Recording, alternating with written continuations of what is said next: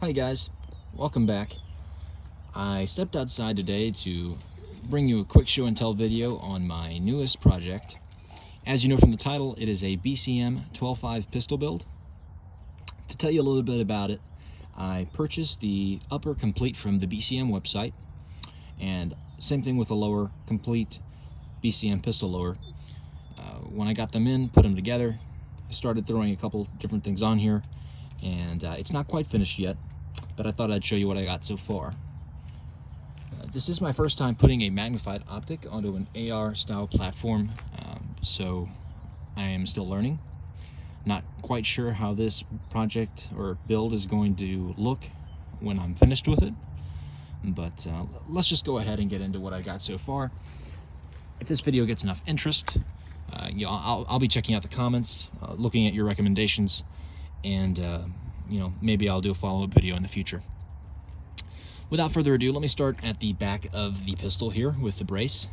Running a SB Tactical SB A4. This is their latest offering in their collapsible brace line, and I like it quite a bit. Probably better than the A3, which was their first one. It gives you more of a cheek weld here, which is super nice, very comfortable, and also more of a surface area in the back, I think, if you happen to be shouldering it. On top of all that, it also kind of sorta resembles a stock. Of course, we know it's not a stock, it is a brace, but it looks like it, and that's kind of cool. I appreciate that. It comes with QD cups or points on either side of the brace. On the right side, I am currently running a magpul 2-point sling. It can be converted to a 1-point sling right there. Then moving forward, we have another QD point at the rear of the receiver here. I don't usually use that one, but it's there for you if you prefer to run your sling there. Moving down to the grip, I think this is the BCM Mod 3 pistol grip. It comes with a compartment at the bottom here if you want to add batteries, a little container of oil, what have you. Not currently running anything in there right now, but thinking of maybe doing some batteries or something in there for the flashlight, so we'll see. Onto the trigger, and before I actually get to that, let me go ahead and show you that this pistol is clear. Lancer magazine is empty, and there is nothing in the chamber. Okay? So, this is BCM's PNT trigger, polished nickel teflon, I think it's called. And basically, it just gives you a smoother, a little bit of a cleaner mil-spec trigger. I do think it's a single-stage trigger. Let me go ahead and show you what it looks like. I might be wrong about it being single-stage. Let me know in the comments, but it sure does look and feel like it. Let's check it out here. Yeah. Pretty sure that's a single-stage trigger. But it is definitely smoother than your average mil-spec trigger. Not as gritty, and really not a bad trigger to have on your AR platform from the factory. A lot of ARs these days are just coming with standard mil-spec triggers, and that's fine. I mean, you can definitely run a mil-spec trigger. Plenty of people out there do, but it's not bad to have nicer stuff. And this PNT trigger, I do think, is nicer. Let me show you it one more time. There it is. Nice break. Loud and tactile reset. I guess I'd say it was maybe 5-ish pounds, 5.5-ish pounds on that trigger. Either way, it feels good. I can't complain about it. Everything else on my lower here, guys, is going to be stock. I haven't messed with it too much yet. Standard mag release, standard safety and bolt catch release. Thinking of putting a bad lever on here, and a Radian safety selector, ambidextrous safety selector. Other than that, I probably won't be doing much else to the lower. BCM does flare their mag wells. You can see that right there. Quite nice. And that's all there is to talk about with the lower. So moving on to the upper, As I've said before, this is a 12.5 upper, It came with BCM's 10-inch MCMR rail. That's their mlok rail. And I'm a big fan of this rail so far because you do get a lot of weight savings with it being as slim and lightweight as it is. It's really nice to have that on there, especially when you're running a heavier optic setup like I am on this pistol and other gizmos. So always good to have that extra weight savings. Seems sturdy enough, at least for what I'm using it for, so I can't complain. Also, I do like the length on it because my flashlight is not right on top of the muzzle over here at the most forward setting right here on the rail. It puts it just far back enough so that it's not constantly getting blasted with carbon and such and getting caked on the lens there when I'm shooting. 200 rounds actually through this guy at the range the other day, and you can see the front of that flashlight lens is still clean. I haven't touched it since I came back from the range. I did clean the pistol, but I haven't touched the flashlight, so that is nice. Standard A2 birdcage on there. I don't think I purchased the BCM one because I'm planning on swapping that out for a Surefire war comp or 3-prong, so I can run my suppressor in the future. So nothing special going on there. It is a carbine length gas system, if I'm not mistaken, so not as smooth as a setup as a middle length or larger gas system, but it's fine, you know. 223, 556 doesn't recoil all that much anyway. I can't complain about it. Let's go ahead and talk about this now. I want to get out of the way. This right here is an angled grip from Magpul. Angled, okay, keyword. Even if it was not angled, if it was just a straight vertical grip, I would be covered here because ATF says minimum length for a vertical grip on your pistol for it not to be considered an AOW, any other weapon, is 26 inches overall with your brace collapsed, completely collapsed. I'm covered. I've got more than 26 inches here in this pistol. So if I wanted to, I could probably run a vertical grip on there. But, you know, I'm not interested in that anyways. I don't use it as a grip. I use it as a hand stop. I like to come over and C-clamp right here and use this to keep my hand from straying further forward, touching the barrel, getting anywhere near the muzzle. So that's how I use it. Yeah, I know I'm going to get the comments anyway down below, so why do I bother talking about it? But anyway, that's my reasoning, guys. Okay? Don't go all ATF Nancy on me, or Karen on me. Anyway, let's move on from that. Talk about the charging handle back here. Radian Raptor SD-SL. This is a new offering from Radian, newer anyway. Basically, it's the same as their other SD charging handle. It has the ports along the front of the charging handle to vent gases away from your face, especially when you're shooting suppressed. It works quite nicely for that.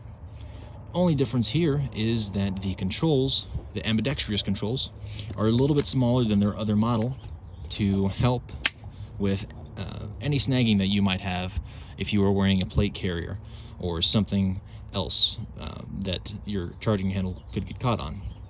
Smaller controls keep this a much slimmer profile and help to keep you from snagging, so that's nice.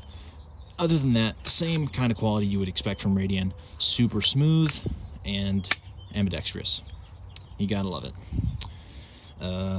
Moving up from there, the bolt carrier group in here is just a factory BCM setup. BCM is known for, you know, quality pistols, quality rifles, and a lot of that comes from and starts with the bolt carrier group, which is the heart of your AR-15. Proper gas key staking in here. The whole thing is MPI tested. You know, all the fancy testing jargon. You get it with BCM. I totally trust this thing. Military Arms channel is actually running a torture test right now, if you want to call it that, on his channel. Go check it out. I think he's up to like 7,000 rounds right now without cleaning his BCM. Super interesting video series. Go check it out. Anyway, let's move on from there. Talk about the offset angled irons I have on here. They are Magpul Pros, so not the polymer, but the steel, I think, sights. Definitely quality sights. Haven't gotten them zeroed yet, but you know, I can tell they're going to work quite nicely. Super sturdy lockup when they are in the up position or down position. They're not going to be rattling around and popping up and down on you if you happen to be moving with them on the up position. So fairly happy with those so far. The flashlight that we saw earlier is a Surefire Scout Mini, but it's the newer 500 lumen model. All my other Surefire Minis are the older one with 250 to 300 lumens, I think. And you can definitely tell the difference between this newer model and those in brightness. So I figured I'd upgrade since I was going to be using a magnified optic. It couldn't hurt to go with a few extra lumens, so that's where I am with that. The flashlight itself is sitting on a KDG, Kinetic Development Group mlok quick detach section. I think I've shown you this before, but let me go ahead and show you again. These are so convenient. You just squeeze in on these two tabs right here, and that removes the entire setup from your rail, and then you can put it anywhere you want on your mlok rail. All you got to do is center it in, click down, and boom, you're rock solid. That's not going anywhere. Super cool piece of kit from Kinetic Development Group. Go check them out. I love these things. Okay. Back from there, just have a Magpul Picatinny section here that has a QD cup on the end, because that's where I like to run my front sling attachment. So that's why that's there. The rail didn't come with any kind of QD slots from BCM, which is okay. I mean, this part right here from Magpul is super cheap, so I'm not complaining. And then without further ado, talk about the optic. Trijicon Accupoint 1:6. So my thought process behind this was I wanted something that was greater than 4 power, but I could use it as a red dot if I needed to. I also wanted something that didn't run on batteries, and I wanted something simple. The Accupoint really checked all those boxes for me. One, it goes 1:6, okay? Pretty usable at the 1 setting. Really does feel like a red dot with the reticle I'm running on here. Speaking of the reticle, it is, and I don't know if it'll come up on camera there. I'm trying to see how I'm going to do this for you. All right, there we go. All right, sorry. This is a little bit difficult with my setup, but it is a triangle post, red in color, on that black bar there. I'm not quite sure what you would call the bar, but it is a triangle on a post, okay? And at the 1 power setting, it really does feel like a red dot, so it's quite usable as such. And then you can dial it all the way up to 6 and get some decent magnification out of it. The reticle is simple because there are no holdovers. You know, it's very basic for me as a beginner with magnified optics. I just wanted to get it zeroed, not have to worry about anything else, just point and shoot. So that's what I'm going with for right now. And as I get more experienced with this kind of a setup, I may change optics, but for now, I'm pretty happy with that reticle. The Accupoint, if you didn't know, doesn't run on batteries. It runs on a fiber optic, and that's what you see up here in this dial. You basically have the fiber optic collecting light from around you, and that's what gives you the bright red triangle in your optic there. If it's too bright for you, you can turn the dial, and that will dim the reticle, the triangle post, and you can turn it up if you want more. If you happen to be in a dark area, the Accupoint has tritium in the optic, so it'll light your triangle post, your triangle, if you happen to be in a really dark area. And I think Trijicon does warranty that tritium, so if it runs out, you can always send it to the factory and get it replaced. But I think that takes quite a few years before that even happens, so I'm not worried about it. What else to say about the optic? Trijicon makes good stuff. I mean, you've heard of them. RMRs, ACOGs, the Accupoint and AccuPower, all really quality optics. So I felt comfortable going with them. And that's really all I have to say about it. Cap turrets, too, if you care about that, with MOA adjustments. Okay? Alright, let's move on. The mount it's sitting in is a Geissele super precision mount. I didn't plan on putting this optic on any other rifle that I have or pistol. It's going to be completely and totally dedicated to this build I've got going on. So I didn't feel the need for a QD one. I just wanted something super rock solid, and we all know Geissele, at least us gun people know Geissele. They make quality and rock solid stuff, so that's what I opted for. And I think that brings me to the end. Okay, guys, so if you have any questions or comments, leave them down below.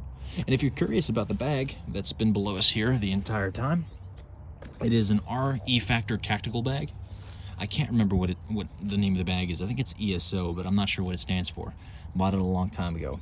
But it's a quality bag, really good build on it, and it fits a ton of gear. I'm kind of using it as a gun bag right now. I have a Glock in there, mags, and ear pro gloves, and extra ammo, all kinds of stuff. So if you're interested in a video about this bag, leave that down in the comments. I'd be happy to talk about my setup and what I'm carrying in there. And I think that's it, guys. Okay, so as always, thank you for watching. Stay safe, and I'll see you in the next video.